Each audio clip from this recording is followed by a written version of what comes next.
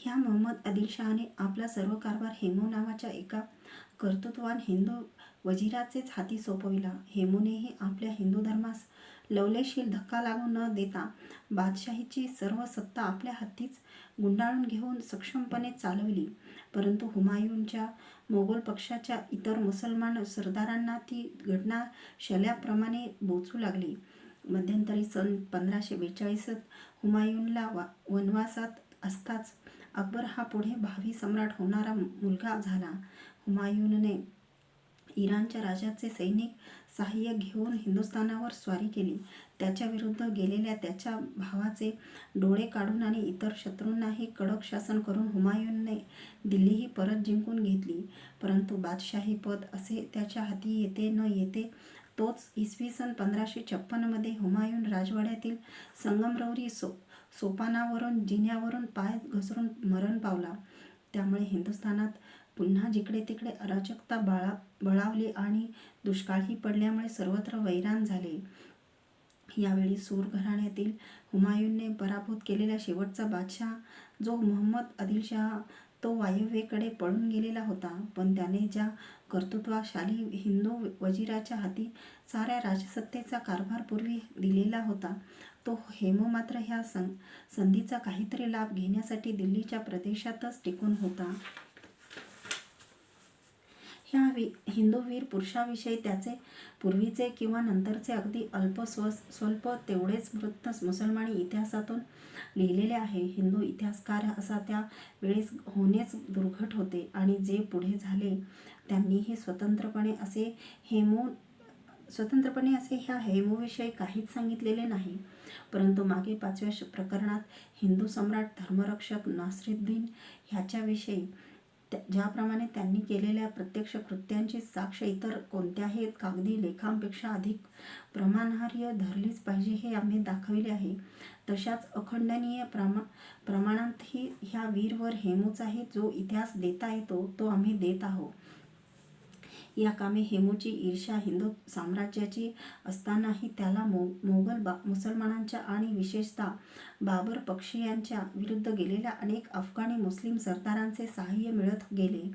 ह्या नियोजित हिंदू स्वातंत्र्य युद्धाचा आराखडा आखण्यात आणि ती मूळ स्फूर्ती हेमूच्या मनात जागृत होण्यातही पूर्वी होऊन गेलेल्या हिंदू सम्राट श्री धर्मरक्षकाच्या नासिरुद्दीनच्या चरित्राचाच आदर्श हेमूच्या पुढेच असला पाहिजे.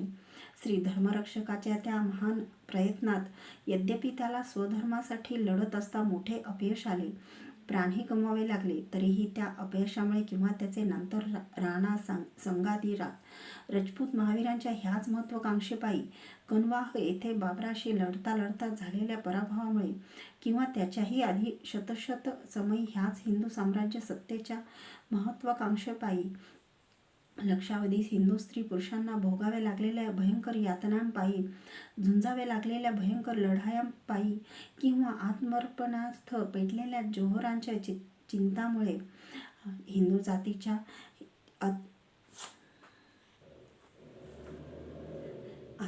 आत्मर्पणार्थ पेटलेल्या जोहरांच्या चितामुळे हिंदू जातीच्या अंतरात्म्यात ती मुस्लिम सत्ता उलथून टाकून हिंदू साम्राज्याचाच सत्ता सर्व भारतात स्थापन करण्याची जी साहसी ईर्ष्या पुन्हा पुन्हा विझून जात असताही पुन्हा पुन्हा भडकून उठणाऱ्या जिवंत ज्वालामुखीप्रमाणे सळसळत राहिलेली होती, तीच ह्या समयी ह्या वीरवर हेमूच्या महत्त्वाकांक्षी हिंदू मनात उफाळून आली. वर सांगितल्याप्रमाणे अप्रगटपणे युद्धाची सज्जता करून जे मुसलमान सरदार त्याला मोगलांविरुद्ध मिळणार होते त्यांचे आणि त्यांच्या हिंदू सैन्याचे एकसूत्रीकरण करून अकस्मात तो हेमू दिल्लीवर स्वारी करून आला. दिल्लीस तो पूर्वी वजीर असता त्याच्याच हाताखाली राबलेले सारे हिंदू मुस्लिम अधिकारी, राजकारणी आणि विशेषतः हिंदू लोक कोणताही म्हणण्यासारखा विरोध न करता त्याच्या पूर्वीच्या वजिरातीच्या दराऱ्याच्या प्रभावानेच त्याला शरण गेले. मोगल साम्राज्याची मुख्य राजधानी जी दिल्ली तीच त्याने जिंकल्यामुळे जिकडे तिकडे खळबळ उडाली. हेमू हा जन्मजात हिंदू होता. तो मुसलमानाच्या राजवटीत आपल्या पराक्रमाने चढत चढत अधिकार पदावर गेला. शेवटीही आपल्या वैयक्तिक हिंदू धर्मास लवलेश धक्का लागू न देता त्याने हिंदू म्हणूनच त्या दुर्बल सुलतानाचे वजीरपद पटकावले नि सारी बादशाही मुठीत ठेवली. आता तर त्याने उघडपणे हिंदुत्वाचा ध्वज उभारला होता. सारे मुस्लिम सुलतानशाही उच्छेदून हिंदू साम्राज्याची उघड उठावणी केली होती. त्यामुळे साऱ्या कट्टर मुस्लिम जगतात इस्लामी सल्तनत बुडाली. तौबा तौबा, निव्वळ काफरशाही झाली असा एकच हाहाकार झाला. दिल्ली जिंकता स्वस्थ न बसता वीरवर हेमूने लगोलग दिल्लीच्या बादशाही तख्तावर उघडपणे आणि गाजावाजाने स्वतःच्या हिंदुत्वाची घोषणा करीत आरोहण केले आणि त्याने स्वतः विक्रमादित्य ही पदवी धारण केली.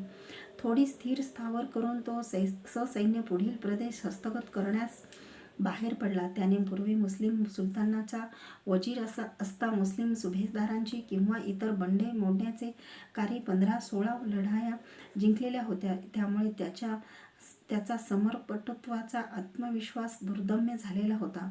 तो निर्भयपणे दिल्लीहून जो निघाला तो साम्राज्यातील अगदी दुसरा जो दुर्जिंक्य दुर्ग म्हणून समजला जाई त्या आग्र्यावरच स्वारी करून त्याने तो आग्र्याचा दुर्ग आणि ते नगर सपाट्यासरशी जिंकून घेतले. यावेळी बादशाह अकबर हा 13-14 वर्षाचा होता. त्याचे पालकत्व आणि राज्य चालकत्व बहिराम खान हा मुख्य वजीर करीत होता.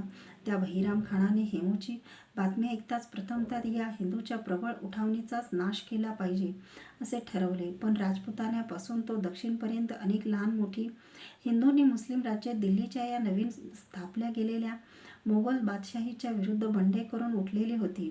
म्हणून त्यांचा निपात प्रथम करावा आणि तोवर बाल बादशाहला अकबराला लांब काबूलला नेऊन ठेवावे असा बहिराम खानाला इतर मुस्लिम कारभाऱ्यांचा आग्रह होता. पण त्या धूर्त बहिराम खानाने स्पष्ट सांगितले की हेमूने उद्घोषित केलेल्या हिंदू साम्राज्याच्या प्रबळ उठावणीचा प्रथम नायनाट केला पाहिजे. त्याप्रमाणे बहिराम खान सुसज्ज सैन्य घेऊन हेमूवर चालून आला. त्याने बाल अकबरास काबूलला न धाडता सैन्यासह स्वतः समवेत घेतले होते. विक्रमादित्य हेमूच्या आणि बहिराम खानाच्या बादशाही सैन्याची गाठ पानिपतजवळ पडली. विक्रमादित्य हेमूचे सैन्य हे मोठ्या वीरश्रीने लढले. लढाई हेमूनेच जिंकली असाही रंग दिसू लागला. पण इतक्यात हत्तीवर लढत असलेल्या विक्रमादित्य हेमूच्या डोळ्यात बहिराम खानाच्या सैन्यातून सुटलेला एक बाण सू करीत शिरला. त्या आघातासरशी हेमू बेशुद्ध होऊन अकस्मात हत्तीखाली कोसळला. त्याच्या सैन्यात जे मुसलमानी विभाग होते ते जवळजवळ भाडोत्रीच होते आणि स्वतः विक्रमादित्य हेमू कोसळताच हिंदू सैन्यातही एकच गोंधळ उडाला. बहिराम खानाने ते पाहताच निकराचा हल्ला केला आणि हेमूच्या सैन्याची वाताहत करून घायाळ हेमूस जिवंत पकडले. विक्रमादित्य हेमूला अकबर बादशाहपुढे उभा करून बहिराम खानाने सांगितले की बादशहानेच ह्या काफरांचा स्वहस्ते शिरच्छेद करावा. पण बाल अकबराचे मन तसे करण्यास धसेना. तेव्हा संतप्त झालेल्या बहिराम खानानेच स्वतःचे खडक उपसून हेमूचे शिर तत्काळ धडापासून वेगळे केले. विक्रमादित्य हेमूचे हे बलिदान इतर कोणत्याही हिंदू हुतात्म्याप्रमाणेच हिंदू धर्माच्या आणि हिंदू राजलक्ष्मीच्या गौरवासाठीच सौभाग्यासाठीच होते. हिंदू राष्ट्राने त्याच्या गौरवस्मृतीपुढे आपले मस्तक कृतज्ञतेने सदोदित लवविले पाहिजे. दुर्दैवाने त्याचे नाव हिंदू राष्ट्रात आज प्रचलित असलेल्या इनमीन 3.5 हुतात्म्यांच्या आणि वीरात्मांच्या ज्ञात असलेल्या पावन नामावळीत राष्ट्रवीर म्हणून मुळीच स्मरले जात नाही. ठीक आहे, नाही तर नाही, पण अशा या कृतज्ञ हिंदू जातीतील कोटी आत्मविस्मृत जीवांनी नसले तरी हिंदू जातीने, हिंदू राष्ट्राने सामुदायिकरित्या तरी हे ध्यानात ठेवले पाहिजे की मुसलमानांच्या हातून हिंदू राष्ट्राला मुक्त करून हिंदू साम्राज्य स्थापण्याची महत्त्वाकांक्षा जी पिढ्यानपिढ्या जिवंत राहिली आणि शेवटी मुसलमानी राजसत्तेच्या चिंधड्या उडवून तिच्या प्रेतावर आपल्या यशस्वी आपला यशस्वी भगवा झेंडा उभारू शकली ती हिंदू राजसत्तेच्या विजयाची महत्त्वाकांक्षा या विक्रमादित्य हेमूसारख्या आज विस्मृत असलेल्या अनंत धुरंधर धर्मवीरांच्या आणि धाडसी दिल्लींद्र पद लिप्सवाच्या रणयाज्ञात झुंजत पडलेल्या प्राणाहुतीच्याच अन्नावर सतत पुष्ट होत राहिली म्हणूनच होय. येथेच आम्ही आमची ही श्रद्धांजली विक्रमादित्य महान हेमूच्या स्मृतीला वाहतो आणि स्थलाभावामुळे पुढचे कथानक हाती घेतो. वीरांगना राणी दुर्गावती. बहिराम खान अकबरला घेऊन थेट दिल्लीस गेला. बहिराम खान आणि अकबराने मिळून खाली ग्वाल्हेरपर्यंत सर्व बंडखोर प्रदेशांना पुन्हा अंकित केले.